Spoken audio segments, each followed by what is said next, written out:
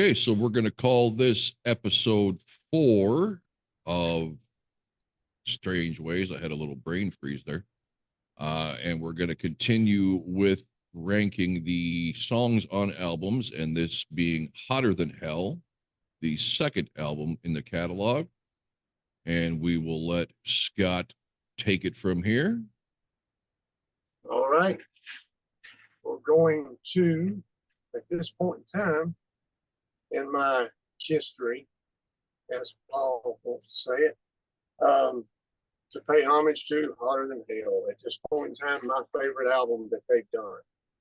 And God, I do love it. And I guess we'll pay homage to Paul's Psycho Circus doll, too. See, there he is. All right. Yeah. All right, man, let's get with it. We're going to start out with, you start this one. I started on that.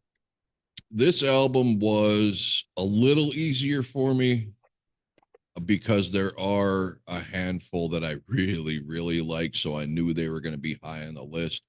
There's not a song on here I don't like. It's just a matter of degrees. So I am going to start out with the least favorite being All the Way. I just don't see anything memorable about this song, really. You're going to make me pull the sword out of Blackbeard's skull. Just never been one. It's just never been a go-to for me. Like I said, it's a good song. I think the chorus is a little lacking, maybe. For me, I'm a big chorus guy. But you know, like I said, something's got to be least, and unfortunately, that's All the Way for me. It's got to fall somewhere, bro. And mine is going to be my least favorite on Hotter Than Hell. I don't really have one, but this one, it's not a go-to track for me on Hotter Than Hell. Of course, it's last. I really prefer this one live, and I don't prefer a lot live. See, that's something else we'll get into on a discussion one day that will last probably a while. Let Me Go Rock and Roll is my least favorite one on Hotter Than Hell for the reasons of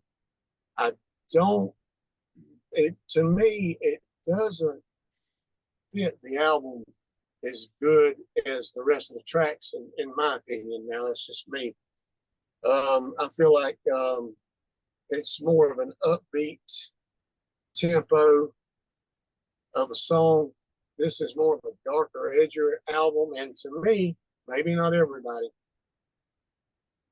it actually sounds produced different than the rest of the songs on this album. Now, I don't know if it's just me, but it doesn't have the grungy, gritty sounding coming home. It doesn't have that dark sound that the rest. I just didn't know if I was going crazy or not. But you know, to some people it may. I don't know. I just don't get that from the song. But you know, all in all, it's my least favorite. I don't hate it. I love this album, the core. So, but it's got to fall somewhere. Okay, my next one is going to be Going Blind. I like you don't care that he's 93 and she's 16. I could give two shits. I mean, what's the difference there if Kip Winger at 55 is singing she's only 17? I mean, come on. It's chorus. Who cares? It's words. It's lyrics. I just personally think the song is kind of plotting.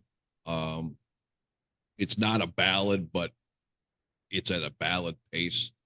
And that's not something I'm usually that into, is those almost Zeppelin-esque type songs that are just kind of there. I don't hate it, but it's not one I would listen to on purpose. Okay. Yeah. Hey, that's fair, man. And in the case of the song, when it was written and they were about to put it on the album, you know, Gene was kind of worried about that. And believe it or not, yeah, the lyrics, I'm 93, she's 16. Yeah. And Paul is actually the one that told him, hey, believe it or not, Paul, hey, I think it fits. I think, I like it. Let's, do it, man. So he kind of gave him the go ahead to do it. So, but anyway, I'll go with my second least favorite, which Third. it's not. Yeah, it is your second, right? Oh, no. yeah. Yeah, because I started this one. I started this one. It's not. Oh, yeah, it is. I started it. I did all the way going blind. Yeah. Gotcha. Okay. Main line is my next one. Now, Really? I love the song. I do. Peter sings it great. It's not my favorite Peter song, but I just, I don't know how many times we can say it. It's got to fall somewhere, and that's where it fell for me this time. But there's nothing wrong with it at all that I can find. So I love how he sings it. I love the jam. It's a great song. Okay, I will move into Let Me Go Rock and Roll as well. Like you, it's much better on a live too. It just moves better. I love the long drawn out middle in a live too. That jam is just cool. And I'm usually not one who likes a drawn out jam, but that one just works. It's a good song, but it's not a go-to for me. But definitely a strong song. And like you, I think this would have been better suited for a different album. But yeah, that's where that falls for me. What was that, number 7? 10 tracks, right? Yeah. Yeah. Okay. And you could say you could switch this with Black Diamond or 100,000 Years on the first album, or you could switch this with like something like She on Dress to Kill. Just however, Well, She would definitely fit this album very well. Very well. All right, my next one. 10, 9, 8, I guess. Yeah, I got 10 songs this time. All right, this would be my number 8, and it would be Coming Home. And unfortunately, this would be a lot higher probably for me. Well, I don't know about a lot higher, but if you're going to talk about grimy, gritty, just sludgy, tunnel-filled production, to me, this song carries the most of it on this whole album. When you listen to that, I mean, wow, distortion is another level on this song. So, but I don't not like it. I love this album for that production, but this song here is just almost too much. But I still love the song. I can go from here all the way up and put them anywhere, in my opinion. So, okay. Well, being my favorite podcast, it's not my favorite Peter song, and that is Strange Ways. Some of my friends, one in particular, one of my friends in particular thought this was the greatest Kiss song ever made. I like it, like I said, but when it's going up against the other Peter song, and especially the Peter song to come on the next album, it's just not there for me. Maybe this would have been one that would have been more appealing to me with Gene's voice and Gene's persona. But all in all, a good song. It just seems a little dark for Peter. But is what it is. It's still a decent song. I can go with Gene singing this too, man. I mean, Peter or Gene's the only one that would have been able to pull this one off, period, with their vocal styles. Yeah. But Gene singing it, I would really love to have seen what that would have, or heard what that would have been like. Okay, next one for me, number 7, is going to be the title track, Hotter Than Hell. And like I said, I really can't go much into it besides that's where it fell. I love all these songs to the core. At this point in time, that's where it falls. Last time, there's no telling where it might have fell. And I will say this, a shout out to about three, maybe four. I can't remember. I'll have to go back on this. There's 3 or 4 songs on the Sonic Boom remakes that they made that I love just as much as the damn originals. And this is one of them. I'm right there with you. Hotter than I had to desperately see. I wanted this on a playlist all my life, whether it was on cassettes, CDs, or now MP3s, and it would always fall off because the production on this song was so muddled that it just wouldn't come out on a thumping system. So I've always wanted a better, the double platinum, all these songs. No, they never redid that song until Sonic Boom, and it was fabulous. And I don't know how the hell Paul pulled it off that damn good. And I know that's a time. It sounded like he was right back in the studio in 76, 75. Gosh, did it not? Lick It Up, I like better on the remakes. Believe it or not, they kill that fucking song. Christine 16, I like better on that remake than the original. Dude, listen to some of those songs. I don't know if that's the only 3. They may be one more, but I can't remember. But we'll get into that when we get to Sonic Boom, because that's one thing we haven't talked about is the re-releases on that album yet. So yes, Hotter Than Hell, that's where it falls for me. 10, 9, 8, 7. 7. Okay. So I'm going to go with a song I've always liked. I think it's pretty much sums up the persona of the demon perfectly, and that's Watching You. I love that guitar intro, but I'll tell you right now, all the haters line up in the comment section. This song has never sounded better than it did on a Live 3.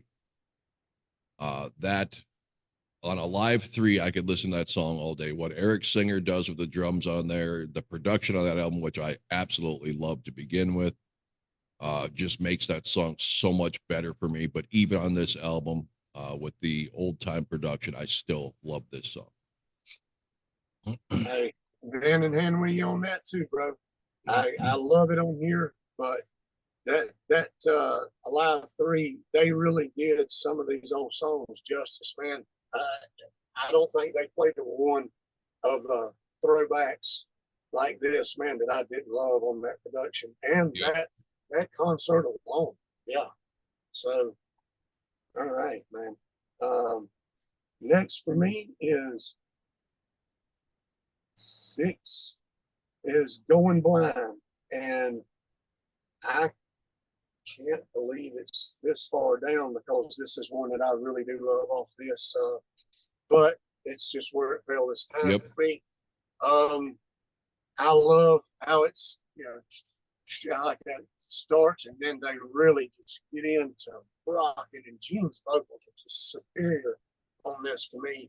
And Ace's lead is just out of this fucking world. Not being,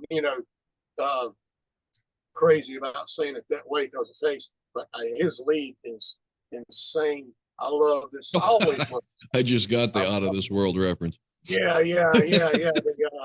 What is that word that I'm looking for? Dang it. But anyway, I can never find that word. But yeah, I love Going Blind. And when we get this song, probably Hotter Than Hell, they could be anywhere for me. So, but that's where Going Blind fell for me this time. I love it. This song I have next is solely based. I mean, it's a good song all the way through. Of course, the intro is great, but the back and forth guitar from the moves to the sound makes Parasite an absolute gem. Love this song live. Like I said, the Gene and Ace going back and forth, with the movements, and it's just a killer breakdown. Great, strong, evil demon lyrics. The grovelly voice is perfect. I can't imagine this being sung any other way. So Parasite, always a strong song. Got it, man. I mean, what can you say, right? And going on Parasite, that's my next one. Yeah, that's right. Well, I guess we got that one. You know, we've hit a couple, even Yep. the other one, and we've hit one even so far on this one. So, yeah, Parasite is my next one, and Pure Perfection.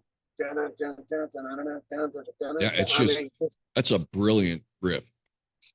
you know, and you know, all this time as I was a kid, man, when I would look at the back of the album covers and look at the names beside the songs, I didn't really grasp that.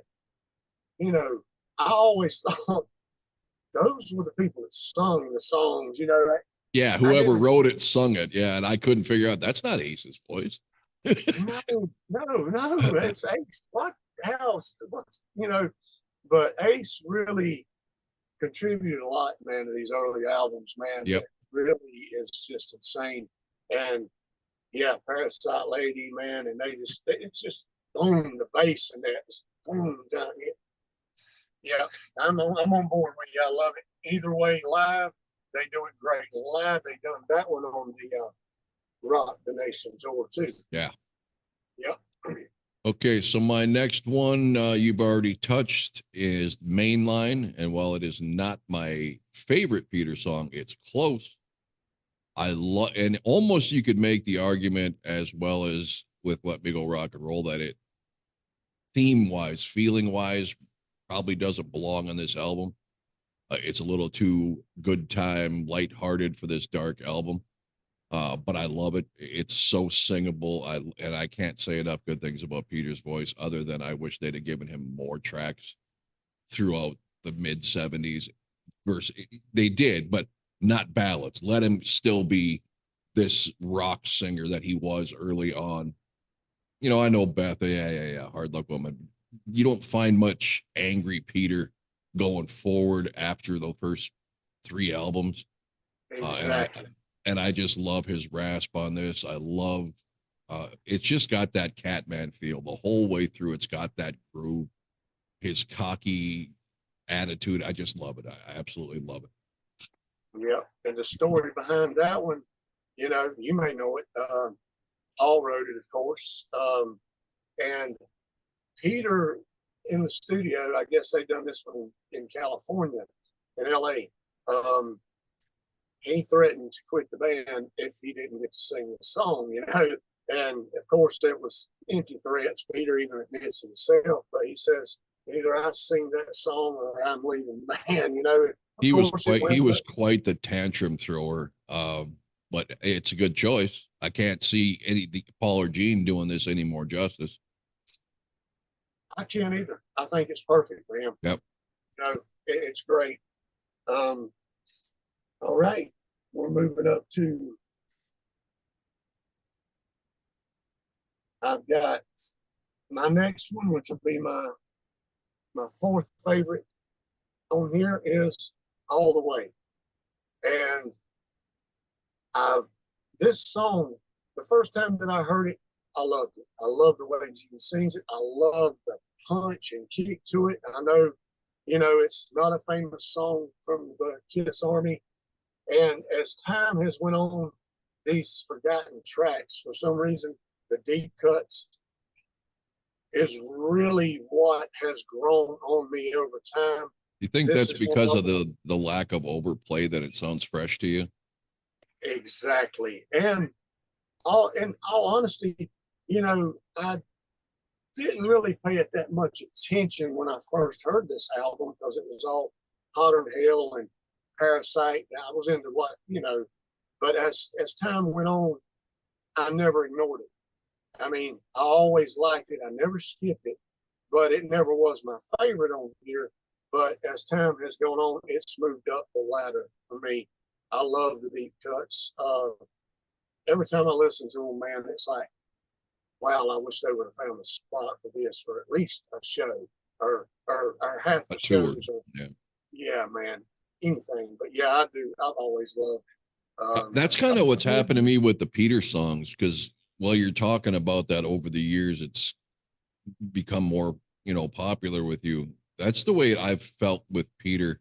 not that I didn't like his songs when I was a kid. It's just I was so blown away with Paul's voice and Gene's image that you kind of just put that other stuff on a back burner and went to the strong tracks. And you get older, you get burnout or overplay syndrome, so you're looking for something else, and you realize how goddamn good some of this stuff was that you really never listened to a lot.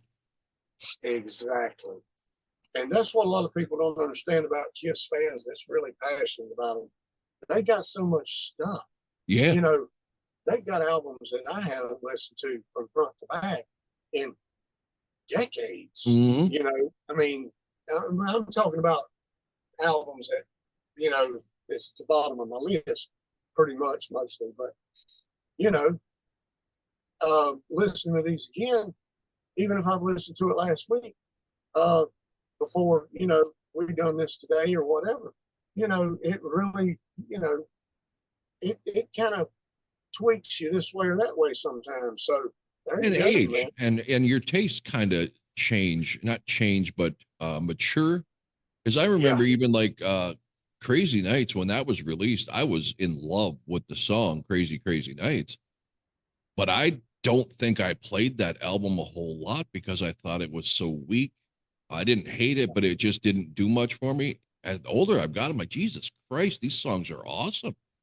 You know, I yeah, kind of pigeonholed that into some poppy album, and it really is a really strong rock album. yeah. Just It's brilliant. it mood strikes you, taste change, whatever the case. Overplay is a big factor for me in downgrading Kiss songs to no fault of their own. I mean, other than they kill it to death in a set list for 40 years, but Yeah, it just is what it is. You do it to yourself too over the years by listening to your favorites over and over and over again, and eventually you're like, eh. So I mean, yeah, it's natural. So my yeah. number two, you did what just now? I just did all the way. So you just did, Mainline. okay, yeah, So okay. my number three. Mine, oh yeah, you're number three. All right, my number three. And No, this, Mainline was my number four. oh, okay. So it's, My number three now, I believe. yeah, you're number three now. Okay. Yep. And this song, always to me, is probably the most unique Kiss song, and that's "Got to Choose." Much like "Come On and Love Me," these songs are so different than any other band or any different sound. However, I do love this song way more on a live. It picks up the tempo a little bit and heavies it up a little bit more. But I love the songs from the Woohoos, and the guitar is so monster in this song. Absolutely love "Got to Choose." And another one of those that I never really listened to a lot as a kid, but as I got older, I was like, man, this is amazing. Hey, it is. You're right. And I'll touch on that too, man. You just hit it. You hit something that I was going to say, man. Um, my number three, which was my favorite, well, a few years ago, man, or not long ago, I don't really know, but it was my favorite for a long time. Strange Ways. This song here, man, even when I first heard it, I was just, I didn't, I was just trying to figure out, you know, man, Ace's lead was just so polarizing. It just hit me like a ton of bricks, man, when he started playing. I'm like, how in the hell is he playing like that? That is just crazy. How is he doing that? And Peter's singing it, dude. I just, like you said, Gene or Peter, either one could have pulled that one off. And the drums. This album, in my opinion, now this is my opinion, I would have to double check a few albums too, but in my opinion, I think Peter does his best work on this one.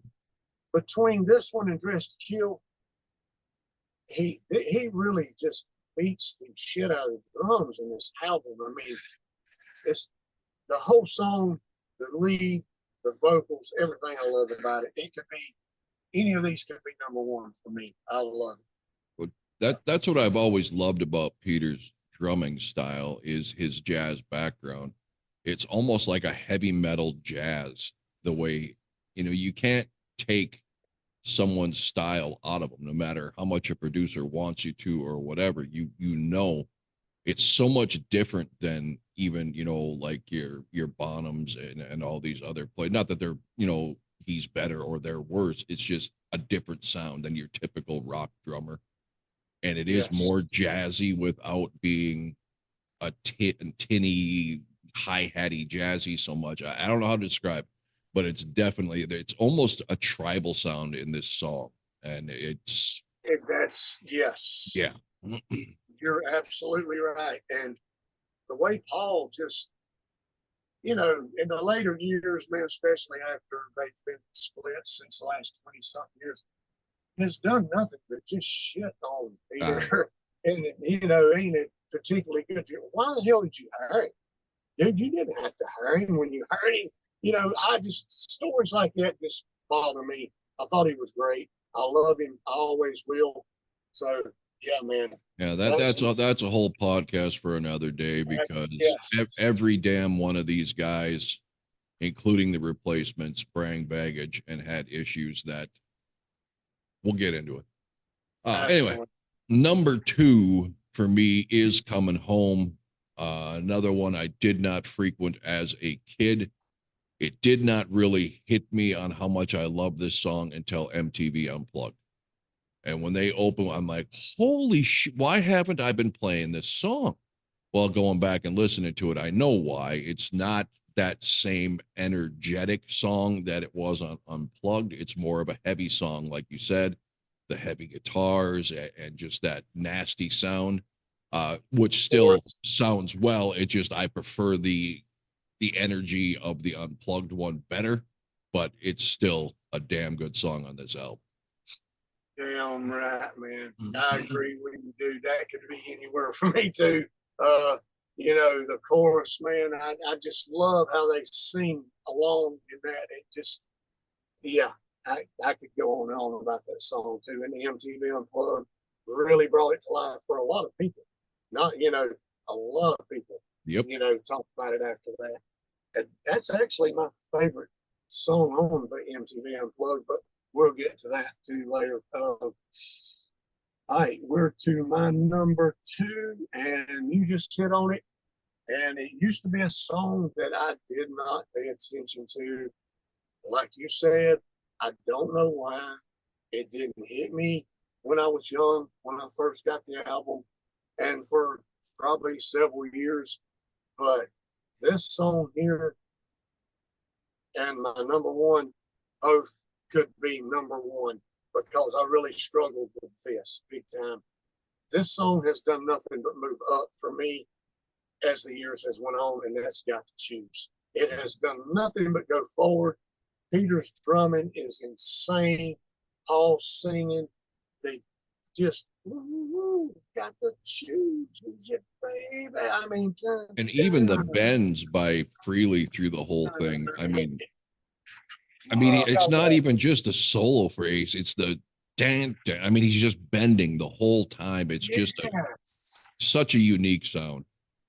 Different, man, but money with the production, and just, I love it to the core. And like I said, it could be number 1 anytime, any day, and probably will be next time I ever do this. So, yeah. Okay, my number 1 is the title track, Hotter Than Hell. We talked about already how desperate I was to have a better, cleaner, more maybe up-tempo version of this over the years. I didn't have to pull out the fire alarm for it, that one. So, yeah, you're good, man. I was hoping let me go rock and roll. I'd have had to pull out the fire alarm, but go ahead. I wish to hell this would have been a staple. I would take this for 50 years over Love Gun 10 out of 10 times. When played live, it's spectacular. I even love the Rip and Destroy version that the Evil Kiss does in Kiss Meets the Phantom.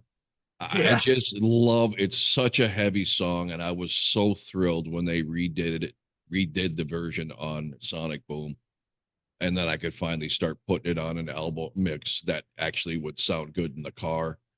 I just love Paul. This is Paul at his most evil, if you want to say. I mean, and he's not an evil persona, but Darkest. man, is he dark on this song, and I just love it.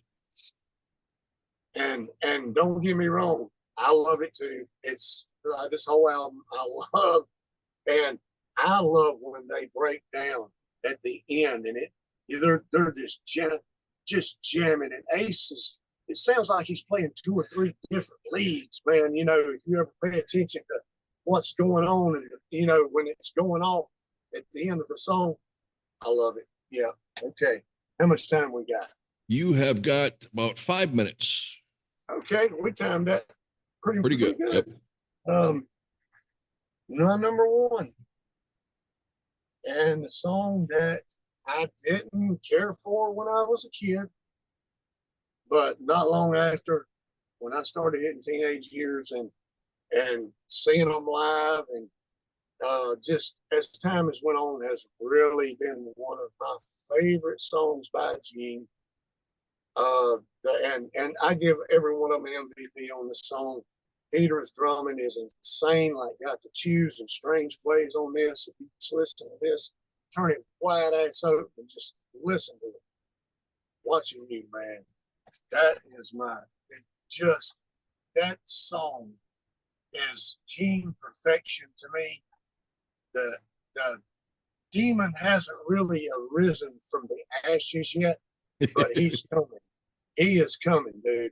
And this is where I think, with the exception of Dress to Kill, you know, you kind of think maybe Dress to Kill and Hotter Than Hell could have swapped spots. Maybe Dress to Kill could have come out second and Hotter Than Hell and go into Destroyer. Then, you know, but that's all cliche. But Watching You, man, it was my second for years behind Strange Ways, but over time it has taken the top spot for me in Hotter Than Hell, and Got to Choose is freaking right there. I love it, man, to the core. Yeah, just all around a strong album. It is to me too, man. And I could see my top 5, you know, interchanging here or there depending on my mood. So that's always a good sign for an album. To me too, especially when you're sitting here struggling, like, damn, you know, second, third. Yeah. That's a good sign when you don't want to cheat one because you like them all so much. That's a damn good sign. So yes, sir. Yes, sir. And look, Hotter Than Hell, a 50-year-old classic this year. I know we didn't hit on it exactly when it's made. A lot of them will pull up their things when the day they were made and stuff, and that's cool. You know, I got no problem with that. That's awesome. I do need to go back and check and see the exact dates. You know, some of these were released. We can kind of pay homage to the album, regardless if we're doing it or not. You know, well, according to the all the sources, both of these albums were released in '74, so I don't care when they were written and recorded. It's yeah, when they were. It's when they're released that matters to me. That's I mean, a lot of these bands start writing a year to 2 years before. That doesn't mean it came out then. I mean, whatever. Exactly. Exactly. But 2 albums, and well, this is the Hotter Than Hell segment. My favorite Kiss album at the time may change. Never know. It does sometimes. Sometimes it takes longer. But at this point in time, it is my favorite front back Kiss album. And perfect. I got nothing bad to say about it. Okay, we're about a minute and a half. Anything you want to say in parting, or should we just wait for the next one? You can go ahead and say your whatever you need to, and we'll. I'm good. I'm good. Okay. Well, that's Hotter Than Hell, guys, and it is Hotter Than Hell. And we'll continue on with the album. So, and we're gonna mix it up. We're not gonna just go every episode of every album all the way through. We're gonna throw different things in, so we're not, you know. We're not gonna stay with no set thing. Yeah, we'll cover it every album eventually. It's just we're kind of just mixing this up to give people different things to look at instead of, okay, now I got 18 more weeks of episodes before I get to something other than albums. We're not going to do that. So yes. All right. Well, until next time, everybody, thanks for watching. Take it easy, bro. See you, Scott.